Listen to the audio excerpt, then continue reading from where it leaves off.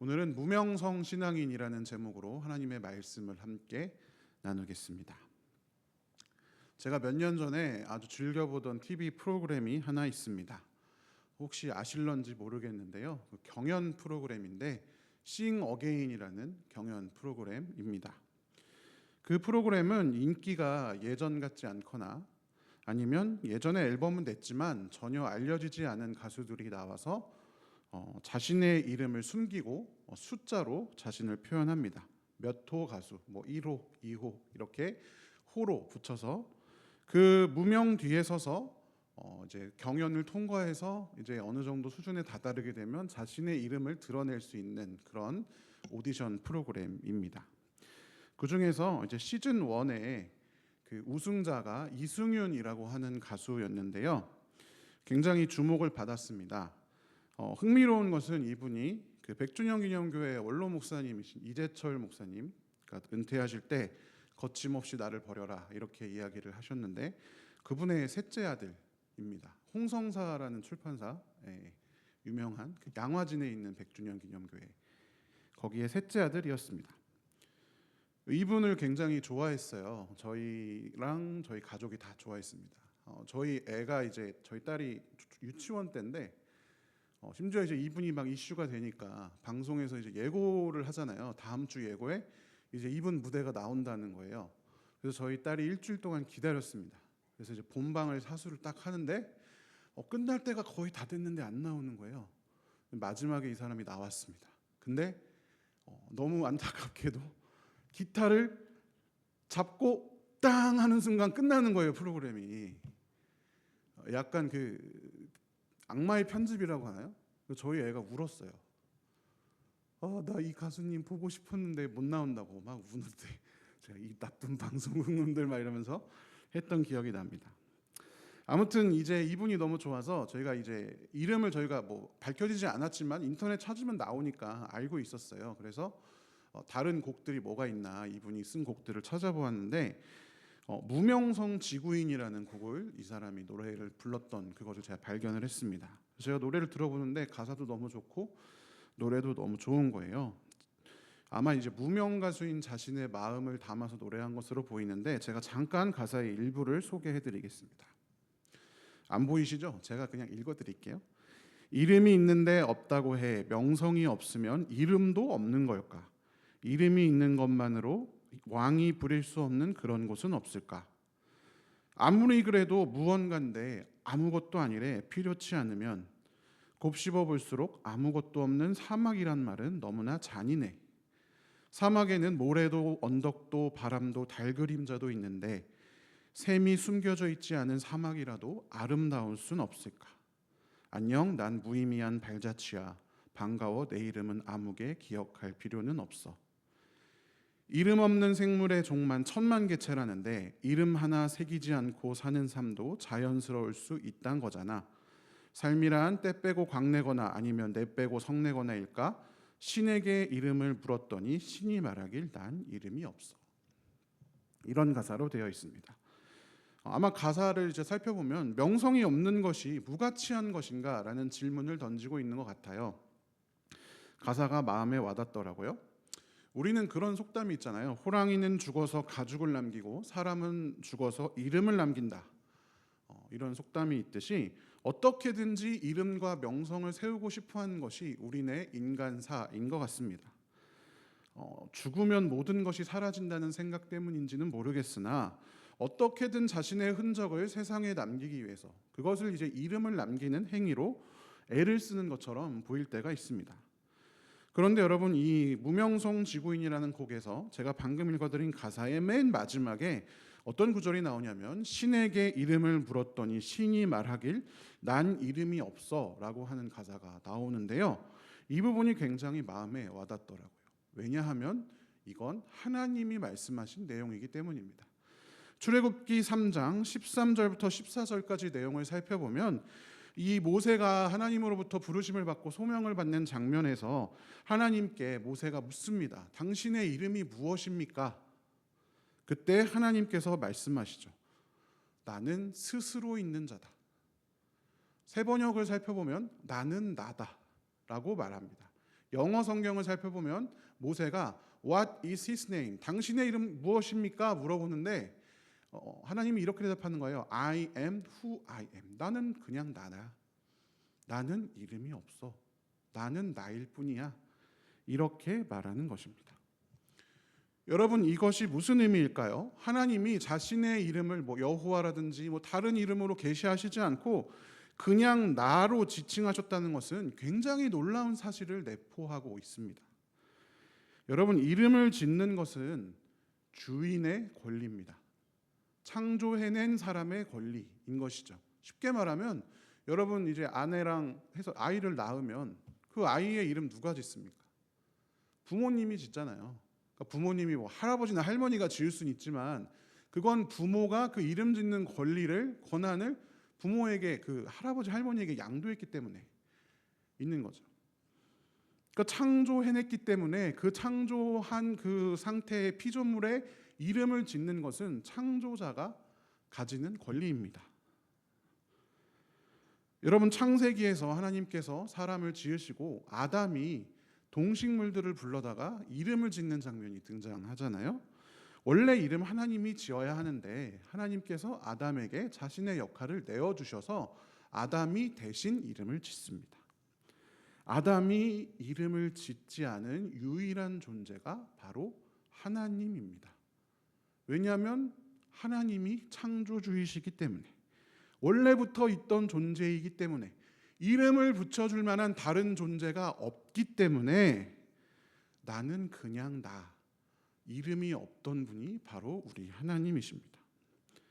자신을 나라고 밖에는 정의할 수 없는 분, 다른 수식어나 설명이 필요치 않은 분, 그분은 이름조차 붙일 존재가 없을 만큼 위대하신 창조주이십니다. 그렇기 때문에 인간처럼 자신의 이름을 알리려 애쓸 필요가 없으십니다.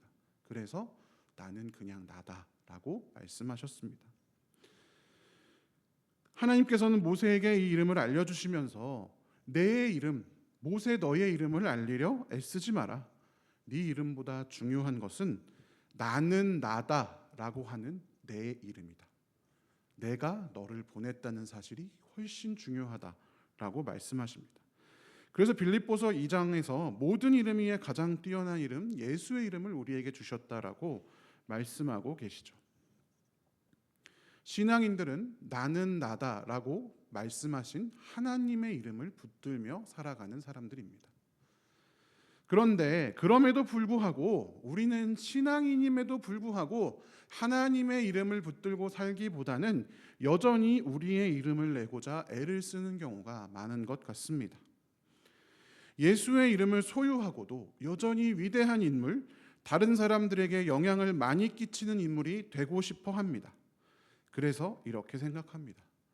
좀 더 큰 인물이 돼야지. 돈을 많이 벌어서 좋은 대학에 가서, 좋은 직장에 가서, 좋은 곳에 살고, 좀 더 명예로운 직위를 얻으면 하나님께 영광이 되겠지. 이왕 신앙생활 한 거 좀 더 좋은 직분을 얻어야지. 좋은 직분이 따로 있는지 모르겠지만 더 훌륭한 직분 얻어야지. 목사라고, 저는 목사니까, 목사면 기왕이면 큰 교회, 대형 교회를 목회해야지. 그게 하나님의 영광을 드러내는 거지. 더 영향력 있는 사람이 돼야지. 유명한 신앙인이 되기를 꿈꾸고 있지는 않은지요. 그런데 오늘 본문에는 이와는 전혀 반대되는 세 명의 인물이 등장합니다. 스데바나, 브도나도, 아가이고. 성경에서 무명성한 인물들, 명성이 전혀 없는 인물들입니다. 아마 여러분 이 이름을 오늘 처음 들어보신 분들도 계실지 모르겠습니다. 스데바나는 뭔가 스데반이랑 이름이 비슷하니까 들어본 것 같은데, 브도나도나 아가이고는 성경에 나오는 인물이었나? 아마 제가 청소년부 전 담당하니까 청소년 애들한테 성경에 어떤 인물을 존경하니, 어떤 사람을 좋아하니 물어보면 대부분 요셉, 모세, 다윗, 베드로, 다니엘, 바울 이런 사람들 얘기하겠죠. 저는 스데바나처럼 될래요. 아가이고 같은 사람이 되고 싶어요. 브도나도 같은 신앙인 될래요 하는 애들은 없습니다. 일단 몰라요, 애들이 이 이름을. 그런데 여러분, 제가 오늘 여기 계신 성도 여러분과 또 저에게 도전하고 싶은 한 가지 질문은 이것입니다. 과연 위대한 유명한 인물들만이 신앙의 참 롤모델인가? 놀라운 일을 많이 해내고 높은 자리에 올라서 이름을 높여야만 성공한 신앙인인가? 이 질문은 궁극적으로 하나님께서 어떻게 영광을 받으시는가? 내가 높아지고 이름을 내면 하나님도 함께 높아지는가? 아니면 다른 것으로 영광을 받으시는가? 이것과 관련되어 있는 질문입니다. 위대한 신앙인이 되지 않으면 실패하고 부족한 사람인 것일까요? 스데바나와 부도나도 아가이고의 인생은 무명하니까 동시대를 살았던 바울이나 바나바, 브리스길라나 아굴라 같은 사람의 그것과 비교하면 부족하고 모자란, 하나님 보시기에 부족한 삶일까요? 그들은 신앙이 없어서 신앙의 열매가 덜 맺힌 것일까요? 오늘 이 세 사람을 통해서 이 질문에 답을 찾으려 합니다. 오늘 본문을 세 번역으로 같이 한번 읽어보겠습니다.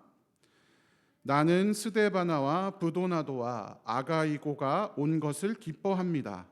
그것은 여러분을 만나지 못해서 생긴 아쉬움을 이 사람들이 채워주었기 때문입니다. 이 사람들은 나의 마음과 여러분의 마음에 생기를 불어넣어 주었습니다. 여러분은 이런 사람을 알아주어야 합니다. 아멘. 사도 바울이 이 세 명의 사람에 대해서 어떻게 이야기하고 있냐면 마음에 생기를 불어준 사람들로 칭하고 있습니다. 그리고 상대적으로 무명인 이 사람들을 너희가 좀 알아주어라 이렇게 요구하고 있습니다.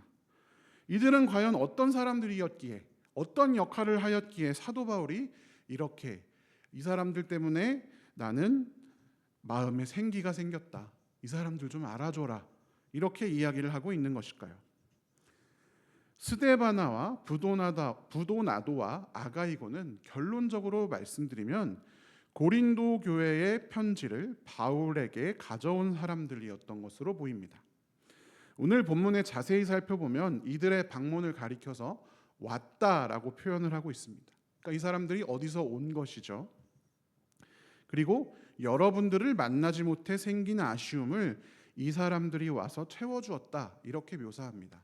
그러니까 여기서 여러분은, 이거 고린도 전서니까 고린도 교회에게 쓰는 편지잖아요.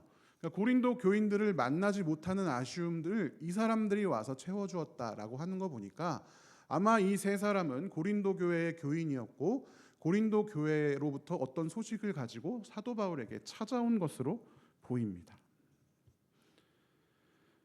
고린도전서가 기록될 당시에 사도 바울이 1년 6개월간 이 고린도 교회를 개척해서 세웠는데 이 고린도 교회는 큰 위기 상황이었습니다. 바울이 개척하고 떠난 후에 바울파와 아볼로파와 게바파와 심지어 그리스도파라는 이름까지 나뉘어서 서로 옳다고 싸웠습니다.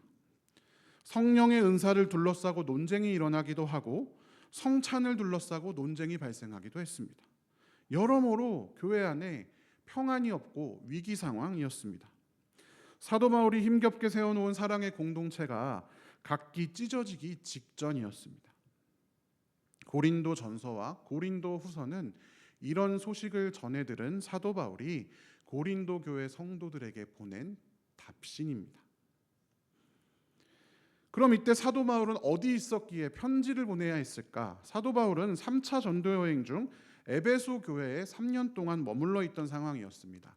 그러니까 에베소 교회에서 사역하는 동안 고린도 교회의 소식을 듣게 되었던 것이죠. 그러니까 이 스데바나와 부도나도와 아가이고는 고린도에서 에베소까지 와서 편지를 전해주고, 지금 이런 상황입니다. 우리가 이렇게 싸우고 있는데 어떻게 해야 하죠?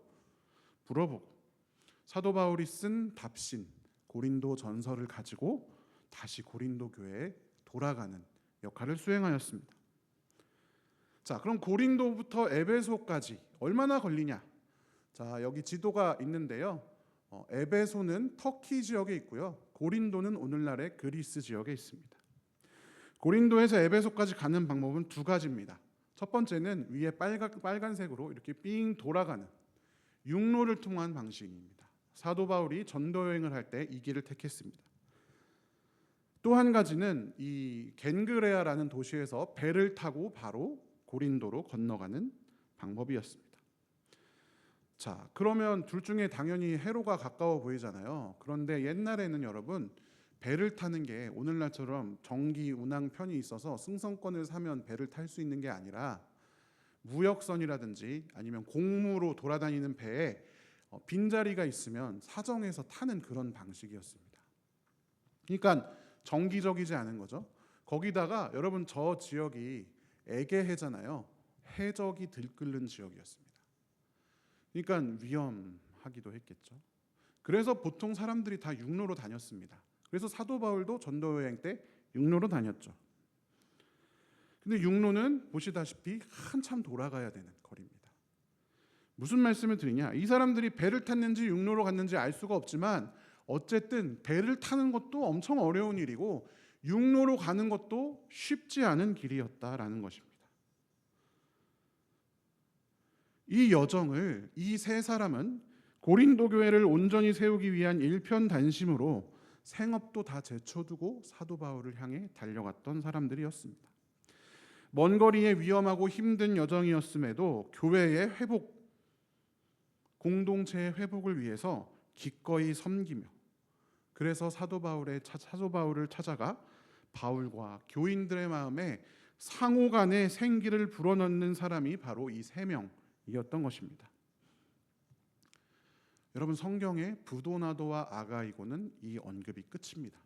더 이상 아무 데도 나오지 않습니다. 그런데 마지막 한 명 스데바나는 기록이 조금 더 있습니다. 고린도전서 16장 15절에 살펴보면 사도 바울이 이렇게 이야기합니다. 스데바나의 가정은 아가야에서 맺은 첫 열매다. 그리고 고린도전서 1장 16절에 보면 사도 바울이 자기가 스데바나 가족에게 세례를 주었다라고 말하고 있습니다. 그러니까 아가야라는 지역은 이제 고린도가 위치한 그리스 지역을 말하거든요. 그러니까 스데바나라는 사람은 이 고린도가 위치한 그리스 지역에서 처음으로 복음을 받아들인, 그러니까 유럽 지역의 가장 첫 번째 초창기 교인 중에 한 명입니다. 사도 바울이 직접 세례를 준 몇 안 되는 인물들 중에 한 명이었습니다. 사도 바울이 막 세례를 많이 주지 않았거든요. 그러니까 아마 사도 바울과 깊은 관계를 맺고 있었을 것입니다. 그런데 여기서 한 가지 의문이 생깁니다. 앞서 말씀드렸다시피 고린도 교회는 네 파로 나누어서 서로 주도권 다툼을 하고 있었다고 말씀드렸잖아요. 근데 그 파 중에 바울파가 있습니다. 근데 이 스데반은 바울로부터 직접 전도를 받고 또 세례를 받은 인물이기 때문에 그냥 그 외형적인 조건만 보면 바울파로 충분히 여겨질 만하지 않겠습니까? 그런데 바울파의 대표가 될 수도 있는 이런 인물이 이 싸움을 중재하기 위한 편지의 전달자로 선택되었다는 것입니다. 그것은 무엇을 의미하냐? 이 사람은 이 네 파 중에 어떤 특정한 파를 막 대표해서 서로 싸우는 인물이 아니었다. 특정한 파를 대표하는 인물로 보이지 않았기 때문이다라는 것입니다. 분명히 사도 바울과 가깝지만 사도 바울로부터 직접 세례를 받았지만 바울파가 아니라 아마 중재하는 파가 아니었을까 생각합니다. 그 이유를 성경에서 짐작해 볼 수 있습니다. 고린도전서 16장 15절 세 번역으로 같이 한번 읽어보겠습니다. 여러분이 아는 바와 같이 스데바나의 가정은 아가야에서 맺은 첫 열매요 성도들을 섬기는 일에 몸을 바친 가정입니다. 아멘. 개역개정판에는 어떻게 기록되어 있냐면 섬기기로 작정한 줄을 너희가 알았다. 이렇게 기록되어 있습니다. 스데바나는 고린도 교회의 성도들을 섬기기로 작정한 사람이었습니다. 그들을 위해서 그들을 섬기기에 자신의 인생을 바치고자 결단한 사람이었습니다. 바울에게 직접 세례를 받았음에도 불구하고 편지의 전달자로 선택되었다는 것은 그가 모든 사람들을 섬기는 사람이었기 때문에, 모두에게 신뢰를 받는 사람이었기 때문에라고 우리가 짐작해 볼 수 있는 것이죠. 그가 모두의 신뢰를 얻을 수 있었던 방법은 모든 성도들을 섬기는 일에 몸을 바쳐왔기 때문이었습니다.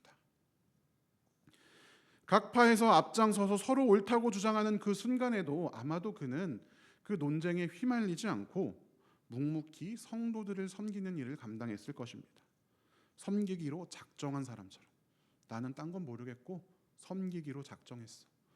성도들의 아픔과 고통과 슬픔을 돌보아주는 사람이었을 것입니다. 그는 바울에게 직접 세례받은 사람이기 때문에 그걸 내세우면서 권위를 주장할 수 있습니다. 아니, 사도 바울한테 세례받았는데 내 말을 니네가 들어야지 누가 들어? 기득권도 충분히 주장할 수 있습니다. 사람들을 줄을 세우고 훈수를 놓고 정죄할 수도 있었습니다. 그러나 그는 그렇게 하지 않았습니다. 섬기기 위해 태어난 사람처럼 가난한 성도들을 섬기고 먹을 것을 나누어 주고 교회를 위해서 고단한 일을 하기를 쉬지 않았습니다. 그리고 마찬가지로 성도들을 섬기는 일에 몸을 바쳐서 브도나도와 아가이고 이 두 명과 함께 편지를 들고 사도 바울에게 향한 것입니다. 여러분 어떻습니까? 스데바나와 브도나도와 아가이고는 그때에도 지금도 명성이 없는, 이름 헷갈리는 무명성 신앙인들이었습니다. 사도 바울이 얼마나 무명하면 이 사람들이 야, 좀 알아줘라, 사도 바울이 부탁해야 할 정도였습니다. 그런데 이 무명한 자들로부터 무슨 일이 일어났습니까? 이들의 묵묵한 섬김의 길, 단순한 편지 몇 장을 전달하기 위한 몇 달간의 고난의 여정의 결과물이 바로 고린도 전서입니다. 그리고 고린도 후서입니다.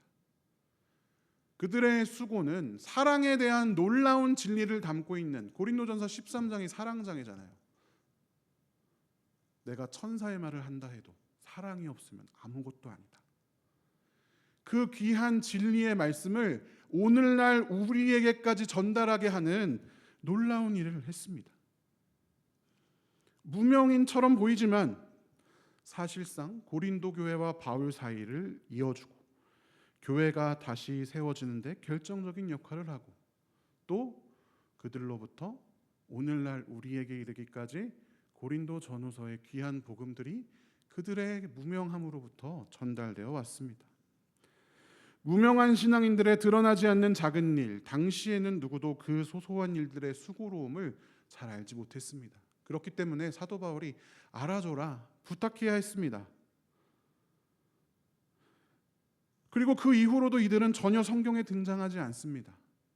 그렇게 여전히 무명하게 살았습니다. 자신의 삶의 처소에서 소소하게 자신의 신앙을 영위해 가다가 죽었을 이들, 전혀 위대해 보이지 않는 이 무명성 신앙인들의 이 무명한 일들이 하나님의 섭리, 하나님의 경륜 가운데에 들어갔을 때 하나님 나라를 세워가는 놀라운 계획의 일부가 되었던 것입니다. 제가 서두에서 말씀드렸던 이 이승윤이라는 사람이 경연에서 준결승에서 방탄소년단의 소우주라고 하는 곡을 불렀습니다. 여러분 가끔은 이제 유행가 가사로부터 은혜를 받기도 하잖아요. 제가 소우주 무대를 보다가 막 울었어요. 너무 좋아서. 가사를 또 일부를 제가 들려드리겠습니다. 한 사람의 하나의 역사, 한 사람의 하나의 별, 70억 개의 빛으로 빛나는 70억 가지의 월드, 70억 가지의 삶, 도시의 야경은 어쩌면 또 다른 도시의 밤. 서로가 본 서로의 빛, 같은 말을 하고 있었던 거야 우린. 가장 깊은 밤에 더 빛나는 별빛. 70억이 세계의 인구잖아요. 여러분, 하나님께서는 우리 각자에게 각자의 역사를 계획하고 계십니다. 그것은 다윗이나 모세나 엘리야나 또는 여러분들이 알고 있는 누군가처럼 이름을 남기고 위대한 일을 행해야 하는 것만은 아닙니다. 스데바나처럼, 브도나도처럼, 아가이고처럼, 또 여기 계신 여러분처럼 그저 그 자리에서 자신의 일을 묵묵히 감당하는 역사일 수도 있습니다. 제가 방금 전까지 청소년부 수련회를 하고 왔거든요. 제가 수련회를 할 때마다 느끼는 게 있습니다. 저도 수련회를 통해서 하나님을 만났는데 제가 그 하나님 만날 때 저는 그냥 하나님과 나랑 만난 것 같은데 내가 하나님을 만나는 그 시간을 위해서 누군가가 불을 꺼요. 누군가가 난방 온도를 맞춰요. 누군가가 자신의 시간을 내어서 찬양팀 연습을 해요. 누군가가 내가 배고파서 기도에 집중하지 못하도록 밥을 준비를 해주세요. 그 중에 하나라도 없으면 하나님을 못 만나는 거예요. 그 이야기는 반대로 말하면 우리가 하나님을 만나는 순간을 위해서 하나님께서는 그 수많은 작은 손길들을 계획하고 섭리하고 계시다라는 것입니다. 그러니까 하찮아 보이는 일이지만 그것은 한 영혼을 살리시는 하나님의 일에 동참하는 게 되는 거예요. 위대한 신앙인이 되어야만 빛나는 것이 아닙니다.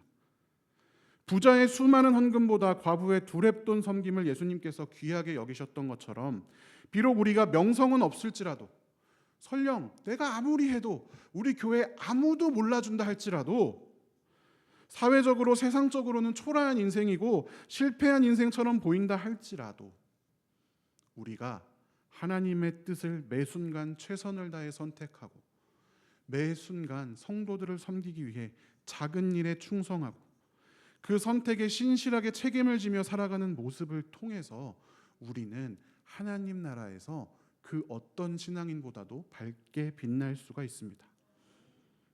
교회 내에서뿐만이 아닙니다. 여러분들이 인생에서 만나는 사람들을 선대하고 잘 대해주고 정의를 세우고 하나님 나라를 구현하는 아주 작은 순간순간들이 모여서 하나님께서 만드신 이 세상이 아름다워집니다.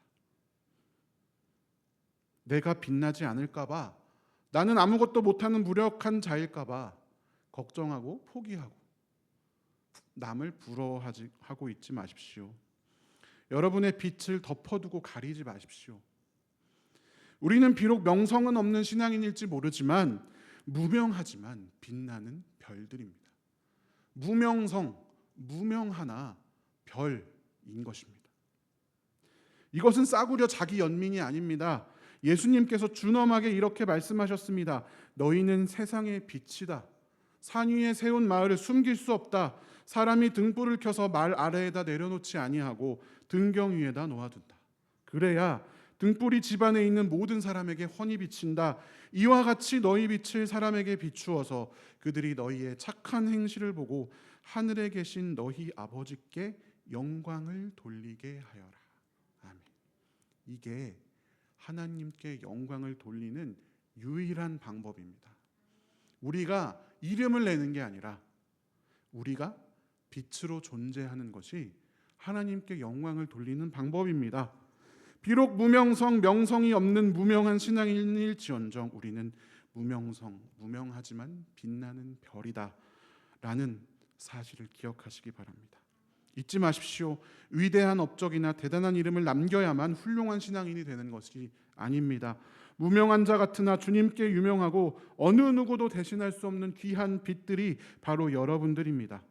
오늘 이 말씀을 기억하면서 우리의 삶의 자리에서 묵묵히 교회를 살리는 섬김의 자리, 그 자리에 서는 귀한 성도들 되시기를 주님의 이름으로 축원합니다. 그 작은 헌신들이 모여서 우리 영신교회가 하나님께서 가장 기뻐하시는 생명을 살리는 공동체로 변화되어 갈 줄로 믿습니다. 함께 기도하겠습니다. 사랑의 하나님 아버지, 우리가 하나님께 해드린 것 하나도 없는데 우리를 빛으로 불러주시니